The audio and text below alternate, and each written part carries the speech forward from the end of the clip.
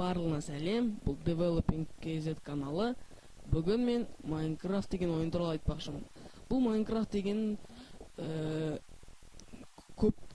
шексіз көп кубиктерден құралған әлем туралы ойын. Бұл әлемде сіз ағаштарды сындырып, құбыжықтармен соғысып, өзіңіз үй салып тірі қалу керек. Тағы да басқа режимдер бар. Ол режимдер тірі қалу режимнен басқа хардкор режим. Хардкор режим мен айтқандай, онда да тірі қалу керек, құбыжықтармен соғысуға болады, бірақ сізде бір-ақ жан болады. Сіз өлген соң қайтадан тірілмейсіз. Бұл өте қиын. Келесі шығармашылық. Шығармашылық режимде сіз мүлдем өлмейсіз. Сіз өле алмайсыз. Тек қана бедроктың астына құлап кетсеңіз ғана өлесіз. Сосын онда шаласыз, ресурстарыңыз шексіз, сосын блоктар бірден сындырасыз. Бірақ шығармашылық режим бұл үй салып, әдемі заттар, өзіңіз түріні жасауға болады блоктардың көмегімен. Тағы да әдемі үйлер, сарайлар сияқты көптеген заттарды жасауға болады бірден. Сосын осы менюда жаңа әлем ашу менюында әлем генерациялы кілті бар. Бұл кілтті сіз мүмкін сіз 2 деп қоясыз, 1 деп қоясыз. Бұл бәрібір сонда егер сіз 1 деп басып кірсеңіз, сосын тағы да жаңа әлем ашып, тағы да 1 деп қосаңыз, дәп сол жерден бастайсыз. Бұл сол үшін керек. Бірақ мен кездейсоқ мағына беру үшін бос қалдыру керек. Құрылымды туындату. Құрылымды туындату деген ауылдар, үңгірлер және тағы басқаларды қосуға болады, немесе алып тастауға болады. Сосын келесі әлем типі по умолчанию. Өте жалпақ қойға болады, үлкен биомдар қойға болады. Үлкен биомдар бұл таулы және неме ағашты жерлер болып кетеді. По умолчанию қойсаңыз, олардың бәрі болады. Келесі чит-кодтарды қолдану. Чит-кодтарды қолданыңыз келмесе, өшкен дейсіз, қолданыңыз келсе қосылған дейсіз.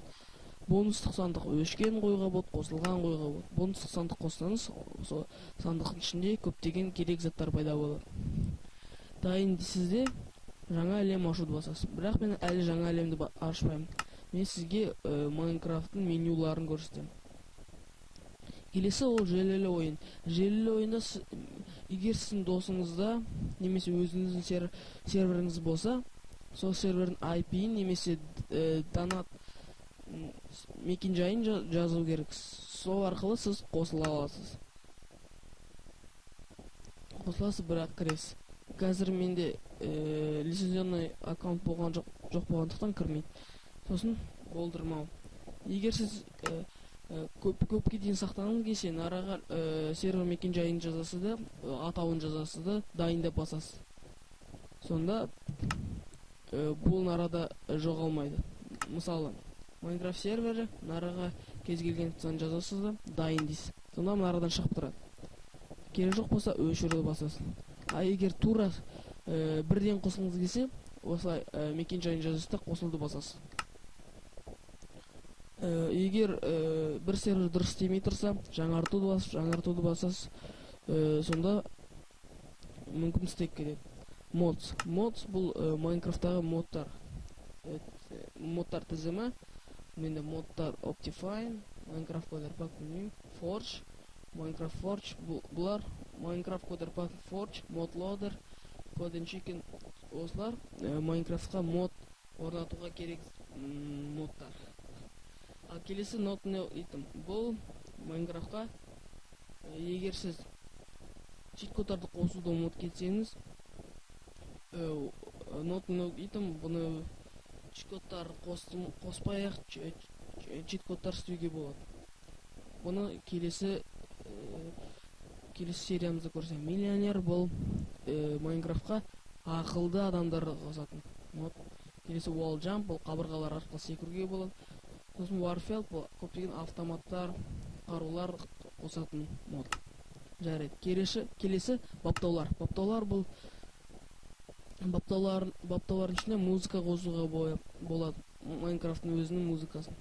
Сосын келесі дыбысты өшіруге, қосуға, орташа қоюға болады. Сосын сезімталдық, бұл сезімталдық жүгіртпенің сезімталдығы мен 100% қоямын. Өзіңіз, егер сізге басқалай ұнаса, өзіңіз білесіз. Жүгірткі инверсиясы. Егер жүгірткі инверсиясын қоссаңыз, мышканы үстіге қозғағанда андағы кісі астыға қарайды. Керісінше астыға істеген сондағы кісі үстіге қарайды. Сөйтіп қарама қарсы істей береді. Егер көру аумағы негізінен жақсыға қойған дұрыс. Білмеймін, бұл көру аумағын үлкейту қашықтығы. Келесі сенсорлы режим. Сенсорлы режим дегеніміз, егер сіз планшеттен және моноблоктан отырсаңыз, сенсорлы режим қосылған қойыңыз. Егер әрине сіз жай компьютер отырсаңыз, өшкен қоясыз. Қиындық, бұл қиындық, егер сіз қиын, оңай, орташа қойсаңыз, онда Майнкрафтта сіздің жаныңыз тез кете бастайды, қарныңыз тез аша бастайды, және мобтар көп бола бастайды. Орташада, қиында. Егер татуда сізде жаныңыз тез толады, қарныңыз мүлдем ашпайды деуге болады, және жаман мобтар жоқ. Тату ойға болады. Сосын графика баптаулары. Графика баптауларында жылдам, толық деген бар. Егер сіздің графикаңыз тез болсын десеңіз, жылдам қоясыз. Рендер дистанс, бұл загрузка дейді. Майнкрафттың қанша метрдан бастап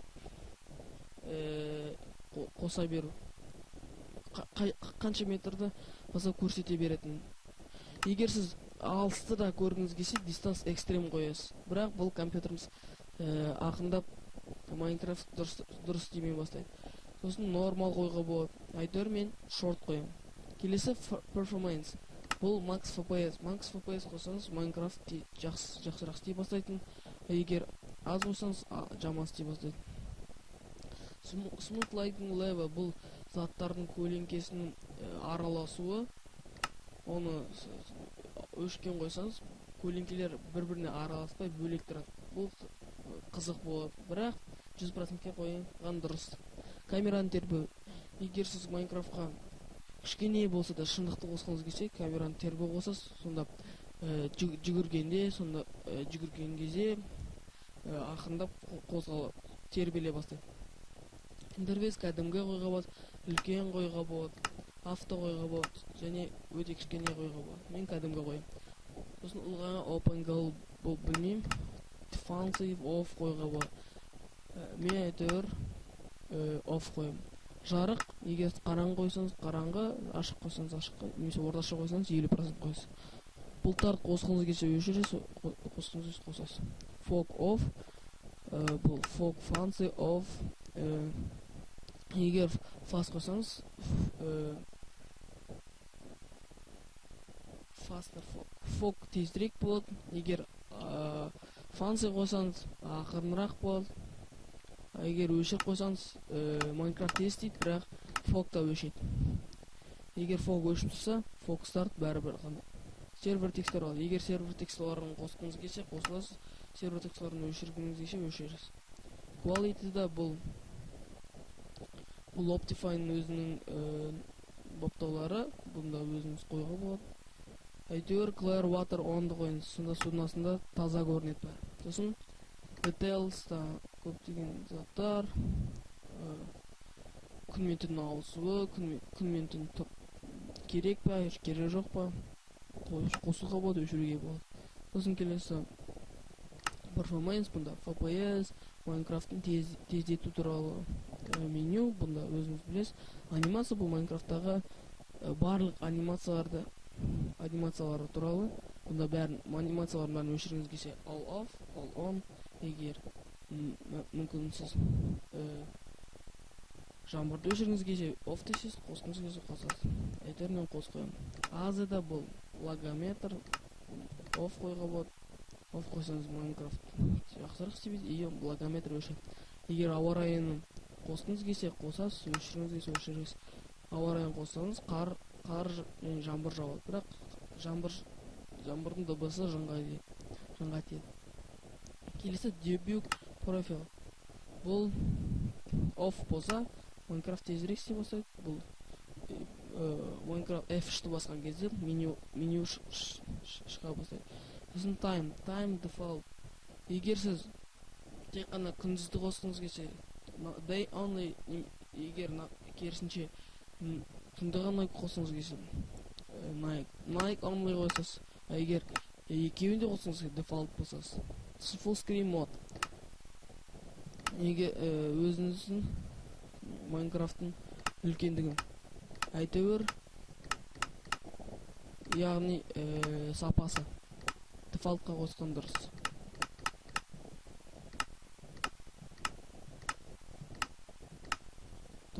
Автосақ, автосақтау 3 минут сайын егер сіз 30 минут қосаңыз 30 минут сайын автосақтау болады. 2 секундтан қоссаңыз автосақтау 2 секундтан кейін 2 секунд сайын автосақтала бастайды. Бірақ бұл керегі жоқ. Автосақтау өзі, егер сіздің компьютеріңіз әртүрлі жағдайлар бойынша өшіп қалса, осы автосақталған жерден бастайсыз. Дайын.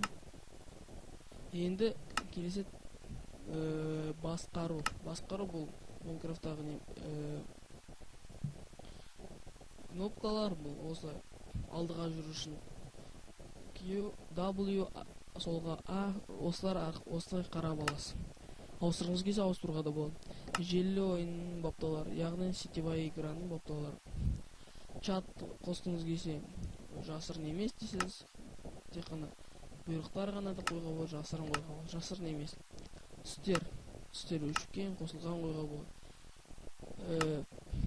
Егер сіз чат мөлдір, яғни прозрачный да шыны секілді көрмейтініңіз келсе, оны қойсыз, көргіңіз келсе 100%.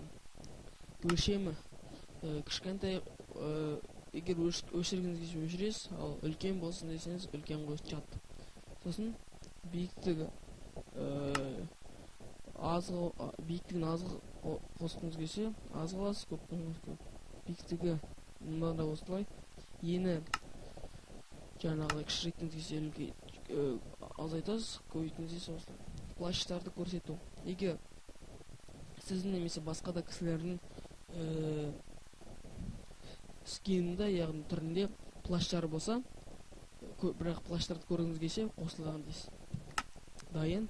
Мәлімет жинақтау бапталары. Бұл Minecraft'тағы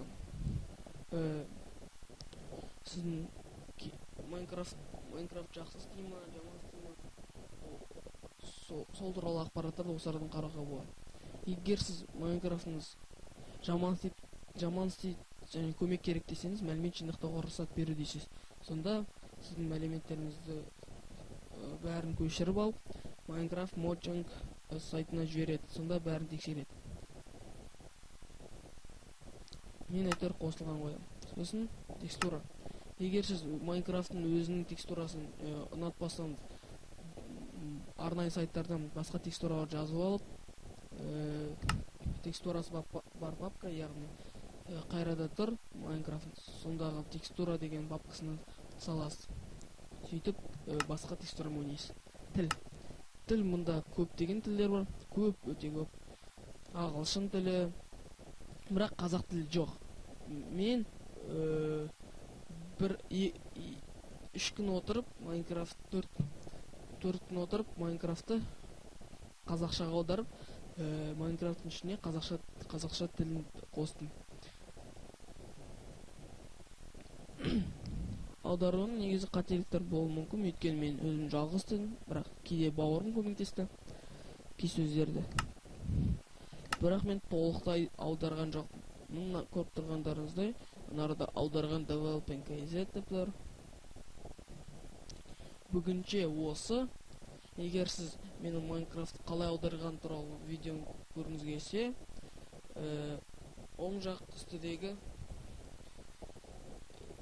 видеоға басыңыз. Сіздер өмірге болған Developing KZ.